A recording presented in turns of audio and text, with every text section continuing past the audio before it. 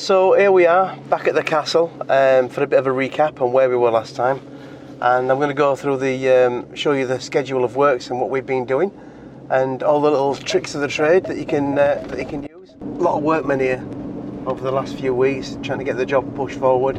We're hoping to get this finished by the end of June. The first 10 units. I've put in a new tarmac road in just to the left hand side here. Haven't finished that yet.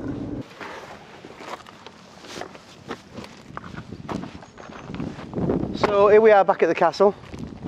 As you can see, there's a lot of activity going on today. A lot of cars here, a lot of people working here, and we're going to be having a look inside, and we're going to be going through the project. So what we've got on the left hand side here, so this is the main house. This is where I live in the summer months when it's nice and warm. Can't live here at the moment because it's too bloody cold. But normally about 4 months a year I come and live in this house here. And on the left hand side is the servants' quarters. Now this was originally 22 bedroomed servants' quarters where the servants for this main house used to live. These days we don't have any servants. We don't call them servants anymore, but we've got staff, and they're more like friends and family really, and they look after the house when we're not here. The central section is the service wing from this whole section to get in. So we're going to be coming round and I'm going to show you what we're doing next door. So we're developing the servants' quarters here into 9 individual units, which is 7 houses and 2 basement apartments. And then we've also got planning for next door there, if we want to do it, to turn it into 11 luxury apartments with a glass lift and all the rest of it. But I've got to decide yet whether or not I want to live there and because now I'm going to have next door neighbours, which would be quite fun actually to have next door neighbours. So I'm going to take you through the development and show you where we're going on. Down here we've dug all this area out here. This is for one of the basement apartments, and there's going to be some steps going down here and some bollards with a living wall, a lovely outside living area. For all new drainage put in, and we need to get the landscaping done fairly sharpish. There's a new car park going in over here to serve this. Different set of people working on this project to the last project that you've just seen. These people are more, because it's a grade 2 style listed building, they're not as, how can I say this, they're not as amenable as the last people. They're more your Jack the Lad tradespeople. These are a bit more serious, I think, so we might not get as many laughs today, but we'll have a look. The garage here is getting converted. That's going to get an extension on, and that's going to be the 10th house. I'm building that for my caretaker, little Rab. I'll introduce you to him when I see him. He's been with me for donkey's years, and we've got the new service road going in there now. So let's have a look inside and see what we're doing. This is the central courtyard to the building, which was built in like a Norman style. We're repairing all the bricks going round and what have you, but here's something, guys, that you've got to really look at. Is that we've got a company in here to do the brickwork, and the job is, where you can see the bricks there, to repair the bricks. And what they've done is they're supposed to repair the bricks and make it look exactly the same as what it used to look like. And as you can see, it looks a pig's ear, because obviously it's been done in a different kind of render. So what we've done is we've tested a new render out. If you come through here and have a look around this part here, there's a new render. I don't know if you can see this. This new render that looks absolutely fantastic, and that's like just the perfect colour for this building. But what's happened is, a couple of weeks ago I came here, and this is where you're going to be really kick the bucket. Look, got to be careful not to kick the bucket when you're on a building site. But what happened is, and you're going to get this a lot when you get into building projects, always remember that a promise is a comfort to a fool, because people are going to try and pull the wool over your eyes, which is what happened here. Is that the guy told me, he said, oh, don't worry about that. He said, it will all dry the same colour. Bush. Now I know that it won't dry the same colour. What it's really saying to me is, it's all going to dry the same colour, pay me my money, I'll disappear, and then in a year's time when it's not dry the same colour, I'll come back and say, well, there's nothing we can do about that. I never said that to you. I didn't say it would dry the same colour. So that is never going to dry the same colour in a million Sundays. That's the colour that we want. So now I'm going to get the company back that I paid to do this job, scrape it all out and put the new colour in. They tried that colour there, that's definitely not going to wash with me. And I am not going to accept anything but perfection for this particular building because I'm paying an awful lot of money, maybe £2 million for the development of the building, to what I'm spending on the building, and I want the job absolutely right. So come on, let's go in and have a look where we are. So I think what I'll do is I'll take you down the cellars first of all, because a lot of people are interested in cellar conversions and what you can do to them. And just watch these steps when you're coming down here.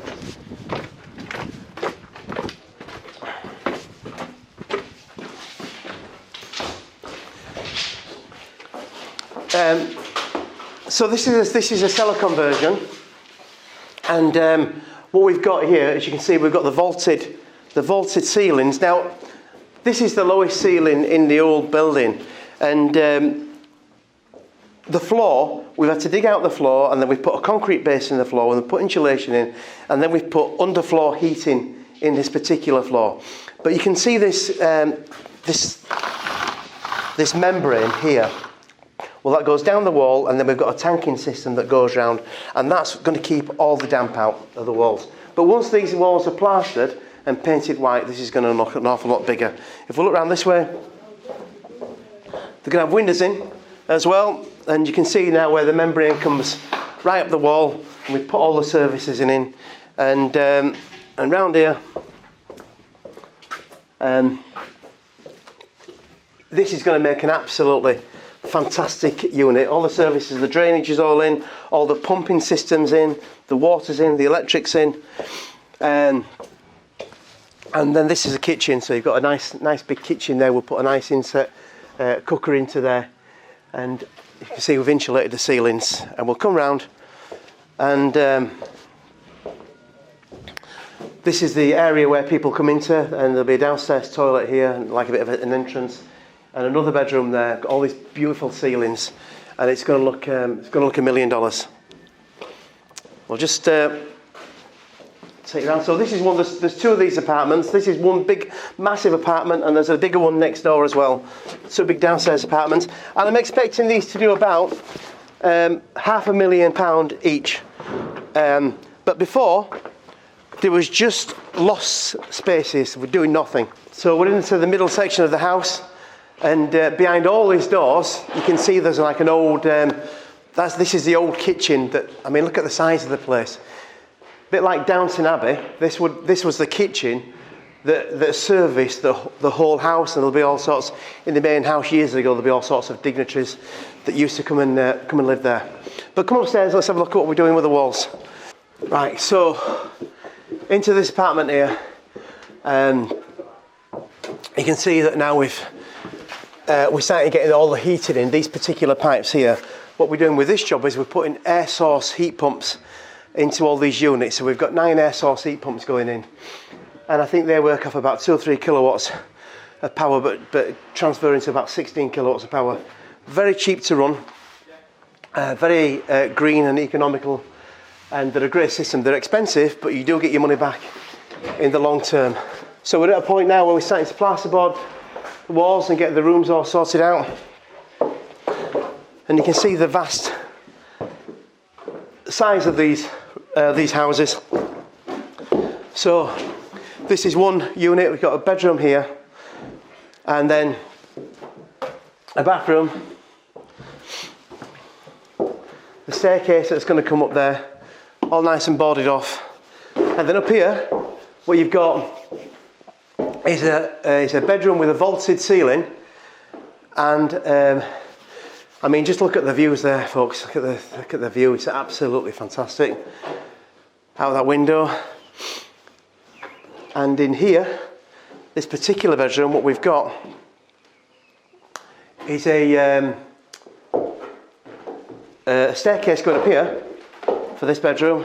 And three of the houses have got this particular, sorry, four of the houses have got this particular feature where you come upstairs into a dressing room here with glass in between these beams here, and then just behind you there into a bathroom, ensuite bathroom. So this bedroom's got an ensuite upstairs bathroom and an ensuite dressing room. Really nice feature with fantastic views. Just so you know, these staircases, people can pay a fortune for these staircases, but I think we pay about £300 for a staircase like this out of softwood, which is really, really cheap. So don't be put off by how much things are costing. The windows, we've had a specialist company in to do the windows, and if you saw the videos before, you'll see that these windows were shot. Well, you can see sort of there roughly what they look like, and now we've had them all repaired, all stone repaired to this fantastic finish there. And when they're finished, they're going to look $1 million. They're going to look really nice, back to the old stone mullions. So, but the windows was really, really bad before. So loads of room in these. This is one house, 2-bedroomed house. They're all 2-bedroomed, all these units. And then I'm going to show you a loft conversion that we've done upstairs. Oh, here he is, everybody. There, mister. This is Rab. Rab's our caretaker. He's got his new jacket on. Look what I gave him last night. Filthy already. Brand new yesterday. I've just told myself off for it earlier, mate. It's like this should be in caravan, so if I ever do go somewhere tidy. Took me a while to get back home last night. So Rab looks after the property. Rab's been with me donkey's years. Rab isn't my #1 employee in all the world. Takes care of me and looks after us all, and you look after the site, don't you, Rab? Aye. So this is a loft conversion. When you are doing property development, try and look beyond just the house. Always look to see if you can get a loft conversion in, because basically you can create so much more space, or a cellar conversion. Cellar conversions are a bit more difficult because there's damp sometimes in the cellar and you've got to tank them out. But a loft conversion, I mean, just imagine, for years these lofts have gone unused, but now look at the size of this bedroom. It's absolutely fantastic. You've got these fantastic beams in, they're set in. You know, you put the Velux roof lights in, put your insulated board up on here, and you've got a fantastic bedroom and a beautiful luxury ensuite that's going to go in here. I mean, you know, this is a fabulous, fabulous room, and will add an awful lot of money onto the price of this house. For what? So insulated board, a staircase. If you were doing a loft conversion in an average, let's say 3-bedroom semi-detached house, and again, you can get all sorts of quotes from different people to do your loft conversion. And nothing against loft conversion companies, but everybody's got to make some profit. But think of it like this. If you can just watch some videos of how to do it yourself, I'm not saying doing the work yourself, but watching videos of how to do it yourself, you can organise a trade yourself to do it. Some of the time you don't even need to have planning permission to do it. You can do it under what you call permitted development. But basically it's cutting a hole in the floor, putting some joists in, some insulation down, some boarding down, get your electrics in. And you know, an average 3-bedroom house, you can put your own loft conversion in for about £5,000 or £6,000. You know, and the amount of money that adds on to the price of the house is fantastic. It really is. So if you've got a loft up there, go up and look at your loft, and this is the rule of thumb. If you can stand in the middle of your loft and you've got 2.2 metres above you to the middle of the loft, the chances are you'll be able to get the regs on it and you can make it into another bedroom. That's more or less the rule of thumb. Nice big bedrooms. This is a bathroom here going on, and this is a bedroom. We've got an awful lot of people working in this room today. So we tried to get some decent joiners on the job, but we couldn't. So we ended up with Steve and his mate instead to do the work. Sometimes if you can't find people, you just gotta get the best of what you can get. You know, that's how it is these days. So here you can see I'm going to show you one of these, again, just like the opposite side here, what it looks like to have this upstairs. So basically we've got a bedroom here, and then this is going to be a glass in between these, and then we're going to go upstairs into the dressing room, because you can see a little bit better this time. Yeah. Hey. How you doing? You all right? Right. Got our fantastic electricians on the job, doing a brilliant job. So this is going to be a dressing room. So you can see it's got a nice size glass going in there, and then this is the ensuite bathroom. So you can probably see a lot of the work that goes behind. Everything goes behind the boardwork, the plumbing, the drainage, and then you've got this you've got your stud work and the insulation, and then you've got your board on top. It's like a Meccano set building. You get your stuff that you don't want people to see behind, you board on any timber, you plasterboard, you plaster, you decorate, and you've done it, you've cracked it. We'll be catching up on this job later on as well. You can see by the stonework now how this smooth that stonework is, and how they're building up this stone with like a resin that they build it up with to make it look like brand new. But if you'd have seen these windows before, it was absolutely shot. And look at the lovely views that's out of the window. I mean, there's a lot of machinery at the moment, but you see the views, and you can see the lovely river that we've got there. We've got 300 metres of river frontage, and we've got the fishing rights and the mooring rights there. So whoever buys this property, one of these houses, will have fishing rights and mooring rights, and it will be a really nice place to live. So anybody that's got a house with stone mullion windows, don't ever be put off by the fact they might need some work doing to them, because I want you to look at the condition of these windows here. So I mean, just look at these here. Look at the really bad condition. And if you look at the tops there, you can see that they're all worn away with the weather over years and years and years. And this particular part here, look, there's a piece of mullion missing. And come to these, and you look at these windows and you think, oh gosh, these are going to cost me an absolute fortune to do. And you know, what am I going to do? And you know, if you had to have these stone mullions made, I mean, gosh, that's going to cost you an absolute arm and leg. But you can get them repaired, like I showed you the repairs upstairs, because the ones upstairs, believe it or not, were in far worse condition than this, because this building's been empty for over 100 years. They've started to build these up just a little bit now, as you can see there. But once they're finished, they'll come up like brand new windows. And really, the cost to do it is fairly cheap. You're talking maybe £300, £400 a window, which is really, really cheap. And you're left with sort of a brand new window. So this kind of job, if you look around you now, would absolutely scare some people to death. The building's falling away from the side there. It looks like it's crumbling.